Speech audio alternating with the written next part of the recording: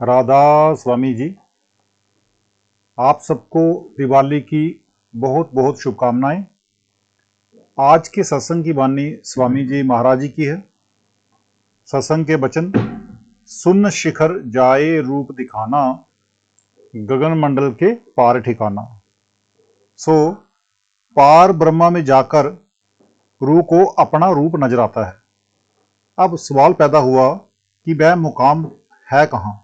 कहते हैं ब्रह्मा से ऊपर।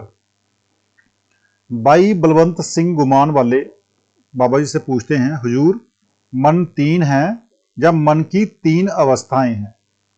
तो महाराज जवाब देते हैं, कुछ भी समझ लो, मन तीन है या मन की तीन अवस्थाएं हैं, बात एक ही है। किसी ने 3 BC कह लिया, किसी ने 60 कह दिया। अब कहते हैं कि इसको वहां जाकर अपने आप का ज्ञान होता है। यही मौलाना रूम साहिब कहते हैं कि जब तक तू कहता है कि मैं हूं, तब तक वह तेरा जार नहीं बनता। जब मैं छोड़ दी तो वह तेरा जार बन जाएगा। कबीर साहब भी कहते हैं, जब लग मेरी मेरी करे, तब लग काज एक नहीं सरे। जब मेरी मेरी मिट जाए, तब प्रभु काज सवारा आए। मालिक आप और हम सबके अंदर है, वह कहीं बाहर से नहीं आएगा। जब जे मैं करनी छोड़ देगा, वह अंदर आ जाएगा। रूप सूरत का दरसा ऐसा, बिन अनुभव क्यों कर कहूं कैसा। कहते हैं कि जो इसकी रूह का नूर है, उसका नमूना दुनिया में है ही नहीं। इस दुनिया में एक सूरज है और एक चंद्रमा है, मगर पार ब्रह्मा में 12 सूरज की रोशनी इसकी अपनी है। यानी कि रूह की अपनी रोशनी 12 सूरज के बराबर है। फिर कोई नमूना क्या बताएं? सूरत का ना कोई रंग है ना रूप है। आदमी क्या कह सकता है जब इसका अपना रूप कोई नहीं? ला बयान, जिसको हम बोलते हैं बयान से बाहर है, तो परमात्मा के रूप के बारे में ये क्या कह सकता है? जब तक इसको अपना रूप नजर ना आए, परमात्मा का रूप किस तरह नजर आ सकता है? जब तक स्थूल, सूक्ष्म और कारण पर्दे ना खुलें, रूह जो है वो पार ब्रह्मा में पहुंच ही नहीं सकती। अनुभव जानी वह बजर कपाट भी नहीं खुलता। पार ब्रह्मा में अमरसर है। गुरु साहब उसको अमरसर कहते हैं, कबीर साहब मानसरोवर और ऋषि मुनि उसको प्रयाग या त्रिवेणी कहते हैं। जिस तरह बाहर गंगा जमुना और सरस्वती है, इसी तरह अंदर भी गंगा जमुना और सरस्वती हैं। जो ऋषि मुनि अभ्यास करके अंदर गए, उन्होंने अंदर देखकर बाहर इन नदियों का नाम गंगा जमुना और सरस्वती नाम रख दिया। जो रूह का नूर है, रूह की खूबसूरती है, उसको ना मन समझ सकता है और ना ही बुद्धि की इतनी ताकत है कि वो उसको समझ सके, क्योंकि मन भी सीमित है और बुद्धि भी सीमित है और कोई हथियार है ही नहीं। अब सवाल पैदा हुआ कि फिर कैसे समझा जाए। कहते हैं कि जब तक अनुभव ना हो, तब तक रूह का तेज देखा और समझा नहीं जा सकता। यानी कि जब तक कोई भी इंसान जब तक अंदर जाकर उसको अनुभव ना करे, तब तक वो उसको नहीं समझ सकता। अनुभव तब होगा जब पार ब्रह्मा में जाओगे। अब हमारा फर्ज है कि सबसे पहले पार ब्रह्मा में जाकर अनुभव करके अपना रूप देखें। जब अपना रूप समझ में आ गया, तब ख्याल कर सकेंगे कि परमात्मा का रूप क्या है, नहीं तो नहीं। अगर अपने आप को पहचान लें तो सारे झगड़े खत्म हो जाते हैं। अनुभव से वह जाना जाई, शब्द बिना अनुभव नहीं पाई। अब हमें अगर किसी चीज की जरूरत है तो अनुभव की। अगर अनुभव हो जाए, यानी हम मन बुद्धि के दायरे से ऊपर चले जाएं, तो सब कुछ जानने वाले हो जाएं।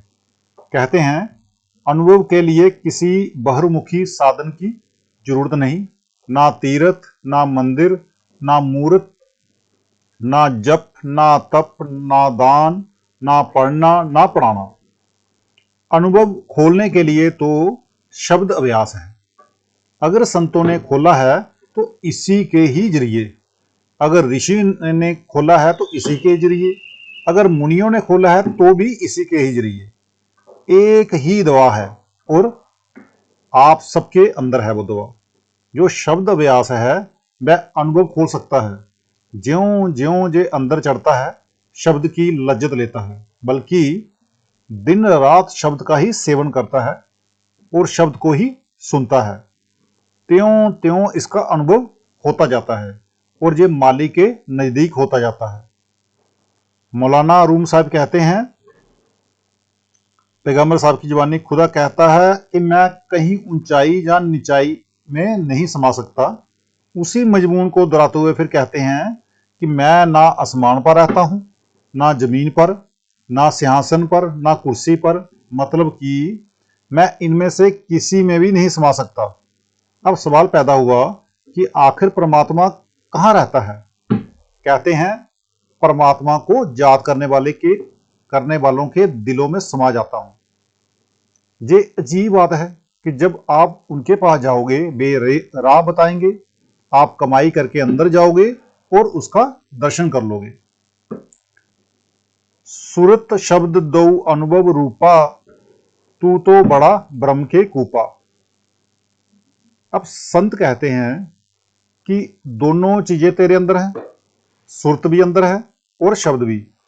अगर कोई पूर्ण किताब, पूर्ण वेद, पूर्ण ग्रंथ, पूर्ण मशीन है तो आदमी है। वेदों, शास्त्रों, ग्रंथों में नाम या शब्द की महिमा है, शब्द नहीं।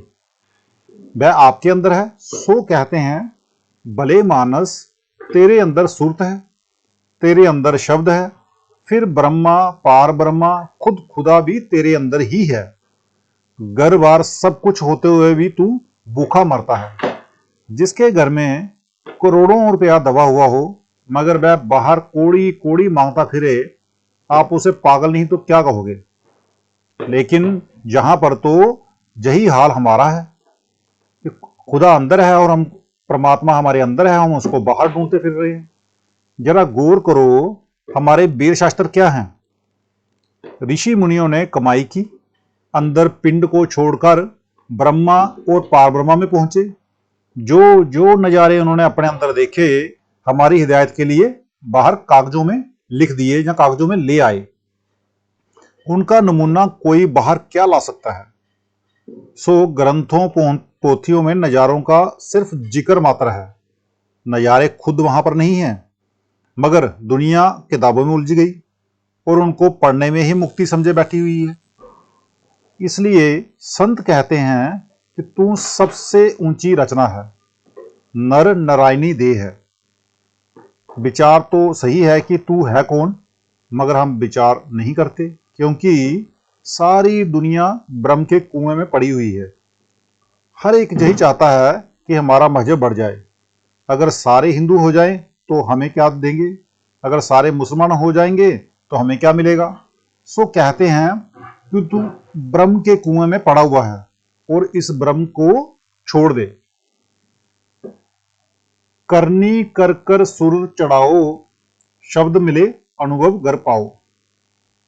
अब कामिल फकीर, पूर्ण गुरु कुल आलम को क्या दवा देते हैं कि तुम अपनी रूह को उस नाम जानी बांगे आसमानी से जोड़ दो।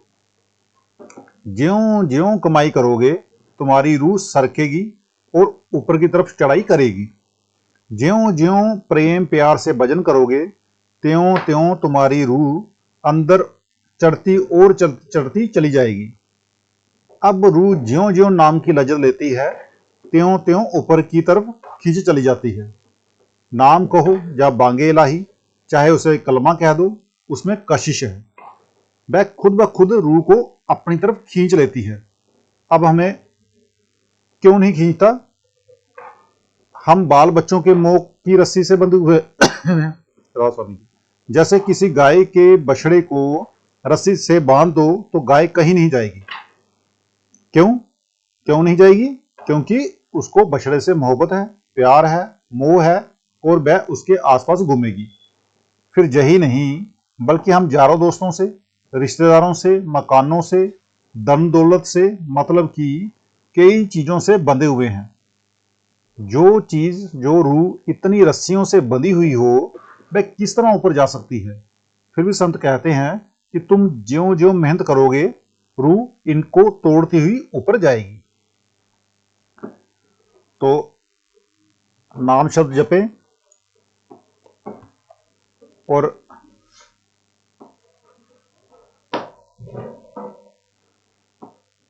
राधा स्वामी जी।